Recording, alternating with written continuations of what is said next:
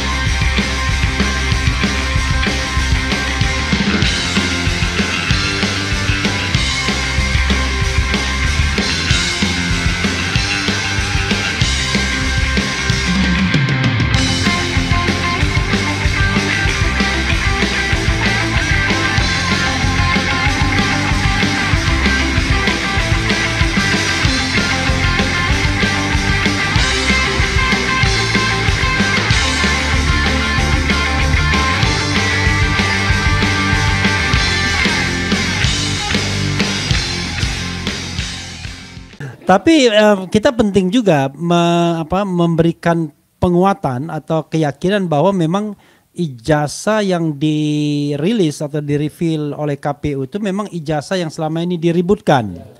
Nanti ada alasan mengatakan, wah itu beda, ya kan? Ini versi digitalnya, versi analognya tidak begitu. Versi analognya kacamatanya lebih jelas. Mas Roy, tolong Anda mempertanggungjawabkan bahwa yang kita bicarakan adalah ijazah yang sama, ya. Oke, silakan. Terima kasih, Bang Refli. Nah, yang pertama adalah kebetulan memang yang diundang mendapat undangan pertama kali itu adalah kita juga sebenarnya tim kita juga. Jadi waktu itu ada Pak Bonatua dan juga Pak Michael ya. Tapi sebenarnya pada saat yang sama ya, ketika saya datang ke KPU itu Pak Abdul Hal Katiri juga datang juga ya untuk mendapatkan itu juga. Dan sebenarnya ada surat juga yang kemudian dilakukan oleh tim kuasa hukum kita juga yang lain yang juga meminta itu. Jadi pertama kali kita harus mengaturkan terima kasih kepada KPU Pusat ya yang telah mengawali dengan kemudian membuka data itu. Tapi sebenarnya juga kalau dia tidak membuka data itu, Mas Refli, dia akan juga kena dengan undang-undang kearsipan, gitu. Jadi kita challenge juga dengan undang-undang kearsipan dan Bulasi Malakama nggak ngasih karena dia kena undang-undang kearsipan, hukumannya 10 tahun. Kalau ngasih ya nggak, tapi memang harusnya ngasih ya. Jadi itu akan menjadi contoh nanti untuk KPUD Solo ya, kemudian Jawa Tengah dan juga untuk di KPU DKI ya gitu nanti harus hal yang sama. Karena apa? Semua kita kejar karena Jokowi itu sudah mengajukan untuk maju sebagai pejabat publik itu kan setidaknya kan dalam 3 kategori. Yang pertama untuk menjadi wali kota, nah itu ada di KPUD Surakarta ya. Kemudian untuk menjadi gubernur di DKI Jakarta yaitu KPU DKI ya. Kemudian untuk menjadi presiden yaitu ada di KPU Pusat. Nah, semua yang keluar itu nanti akan kita perbandingkan. Apa yang kita perbandingkan itu masih kita simpen dulu Mas Refli.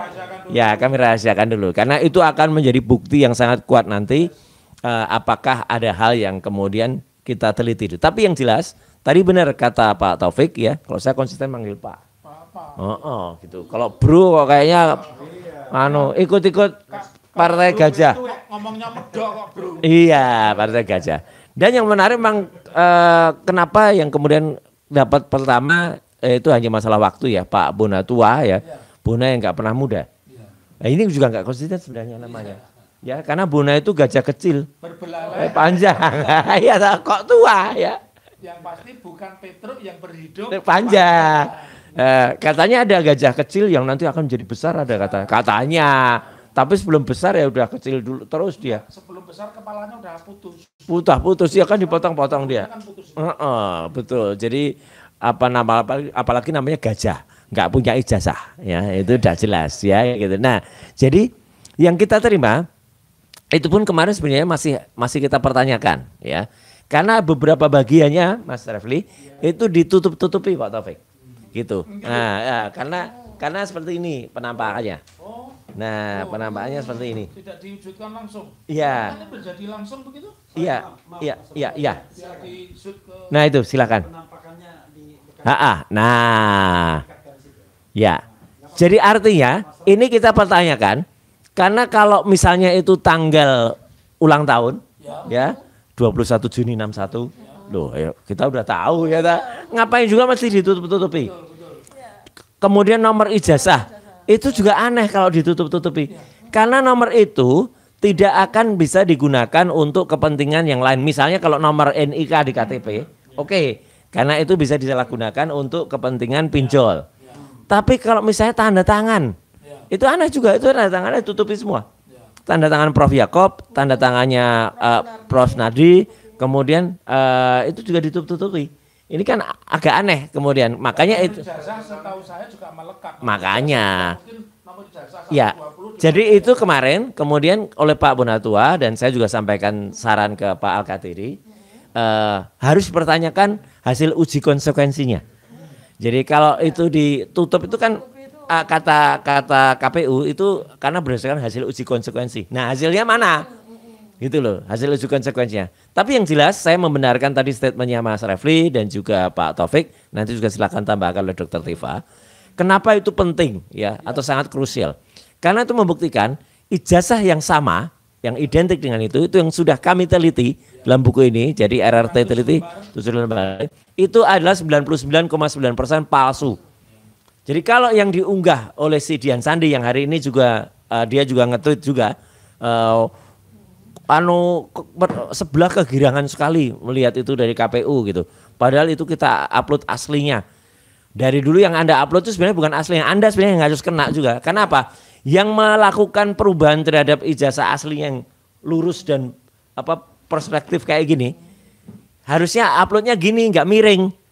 Miring itu sebenarnya sudah bisa dimasukkan pasal di 32 karena membuat tidak jelasnya berkas ya. Jadi sebenarnya itu masih bisa disoal. Artinya apa? Ijazah yang kita periksa selama ini itu adalah yang palsu ya 99,9% palsu, yang tidak identik dengan ijazah milik Fronojiwo, dengan ijazah milik almarhum Hari Mulyono, dan tidak identik juga dengan ijazah milik Sri Murtiningsih. 1115, 1116, 1117. 1120 ini berbeda. Dulu istilah saya adalah A-nya mencorot ya, A-nya itu keluar gitu. Nah, artinya udah palsu. Nah, kalau palsu ya berarti apa? Tadi yang Pak Taufik sampaikan semua itu nanti akan digulung semuanya gitu loh. Karena itu berarti sudah benar menebar. Dan itu betul Pak Taufik. Saya ketika diperiksa yang lalu, saya minta nama Sylvester Matutina itu dikeluarkan dari link atau dari video yang digunakan sebagai alat bukti. Karena apa? Karena dia itu harusnya tidak berada di tempat. Satu, ketika dia berada di salah satu TV di iNews, yang itu kemudian digunakan sebagai bukti ketika saya melakukan pencemaran, dan di situ dihadiri oleh si Gogon itu ya gitu. Nah itu kan ada Sylvesternya, padahal Sylvester masuk penjara kan gitu. Jadi dia harusnya nggak ada di situ. Karena dia nggak ada di situ, harusnya dia nggak layak untuk melakukan pelaporan. Demikian juga dengan dia berada di kota Solo ya, kemudian dia berhadapan dengan beberapa kawan-kawan di sini yang mendatangi rumah Jokowi ya gitu. Nah dia juga harusnya nggak ada di situ. Orang terpidana yang harus masuk penjara kok ada di situ dan kemudian bersaksi. Itu makanya kesaksian dia harus gugur. Tapi alhamdulillah ya sekarang kita tunggu.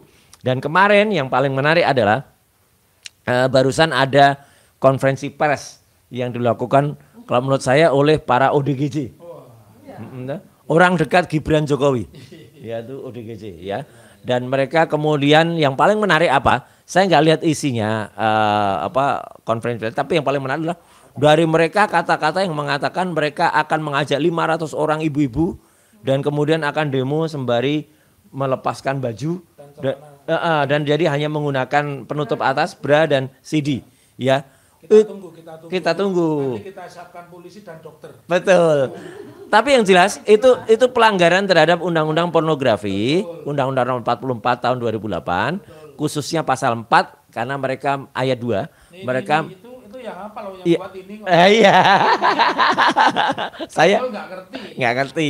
Kalau dalam nama para narasumber yang diundang oleh DPR ketika mensahkan undang-undang pornografi itu ada nama Roy Suryo itu gitu dulu.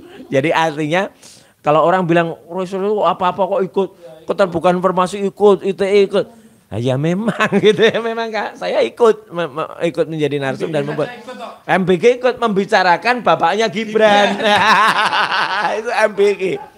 Jadi artinya mereka itu malah justru yang akan menghasut ya orang-orang berbuat tindakan porno aksi. Pasal 162 ada mereka, pasal 32, 35 Undang-Undang ITE juga mereka. Jadi intinya sebelum nanti Dr. Tifa, Mas Refli, saya sampaikan bahwa alhamdulillah sekali lagi KPU sudah melaksanakan itu, tapi masih kita lakukan karena baru satu yang diberikan, yaitu KPU 1 kita minta 2 berkasnya. Berkas pendaftaran tahun 2014 dan berkas pendaftaran tahun 2019. Yang sudah diberikan baru yang 2019. Jadi yang 2014 belum, yang untuk KPU DKI itu yang 2012 ya ketika dia daftar gubernur, dan yang untuk Solo itu yang 2005 ya ketika dia daftar menjadi wali kota Solo. Saya kira itu dulu Mas Refli, makasih. Ya, Mas Roy, saya ada follow up pertanyaan ya. Satu, Anda mengatakan kalau ijazahnya yang itu, yang kacamata yang selama ini beredar 99,9% itu palsu. Itu nanti tolong dipertanggungjawabkan pernyataan itu. Yang kedua adalah apa yang Anda pikirkan tentang kalau seandainya tiba-tiba ijazahnya itu beda-beda yang didaftarkan? Karena kan ada 4 kejadian ya kan. Satu mendaftar sebagai wali kota di Solo, di KPU Solo, mendaftar sebagai gubernur di KPU DKI, dan presiden 2 kali di KPU. Kita baru mendapatkan 1 saja, sehingga kita tidak bisa membandingkan dengan 3 event sebelumnya. Saya memang barangkali Mas Roy membayangkan skenario-skenario, silakan. Terima kasih Mas Refli, dan sebenarnya juga Dr. Taufik ya. Saya sampaikan bahwa kita nanti ada uji yang lain yang kita lakukan untuk memperbandingkan 4 itu. Meskipun terus terang yang 2014 saya sudah melihat soft copy-nya, meskipun saya belum dapat yang asli gitu ya, tapi ada yang sudah mengirimkan soft copy-nya, tapi secara resmi nanti itu akan kita dapat dari KPU. Jadi artinya kalau itu perbandingannya ternyata berbeda-beda. Terus tadi Pak Dr. Taufik menyebut salah seorang pejabat KPU Solo, Pak Eko, yang dulu Pak Eko juga mengatakan bahwa ijazahnya dulu kemungkinan ada 2. Seingatnya ada yang titelnya Dokter Andes, yang mungkin itu dari salah satu sekolah tinggi di Solo, ya. Sekolah tinggi-tinggi sekali. dan yang ini, maka itu akan menjadi pertanyaan besar dan akan semakin membuktikan kepalsuannya orang yang menggunakan ijazah. Jadi yang disalahkan itu orang yang menggunakan ijazah, gitu loh. Yang kemudian melaporkan kami, gitu loh. Ya, itu yang harusnya dilaporkan. Jadi artinya kalau itu berbeda-beda, Mas Refli, ya ini jelas kemudian nanti ada konsekuensi dari orang yang menggunakan ijazah itu. Kok bisa dia beda-beda? Dapat dari UGM kan hanya sekali ya, yang dia dapatkan tahun 85 di bulan November itu. Kok bisa nanti beda-beda, ya kan gitu. Nah, tapi memang harus ada perbedaannya juga sebenarnya, yaitu pada titik-titik tertentu ketika itu digunakan pada tempat-tempat yang berbeda, tapi bukan ijazahnya yang berbeda. Nah, jadi artinya nanti itu yang akan kita lakukan. Pertanggungjawabnya kami, yaitu saya, Dr. Rismon dan juga Dr. Tifa, ketika kami menulis buku ini, itu jelas ada beberapa uji yang kami lakukan. Ada uji ELA di situ, ya, error level analysis, ya. Dan sekali lagi saya sampaikan, kalau ada esok mengaku pakar, ya, mengatakan ELA itu kan digital, nggak bisa digunakan untuk uji analog, ya. Salah bro, gitu ya. Dulu kalau saya buka aja deh, dulu saya pernah meneliti yang namanya foto, yang itu disebut foto itu adalah mantan presiden kita, ya, Pak Abdurrahman Wahid.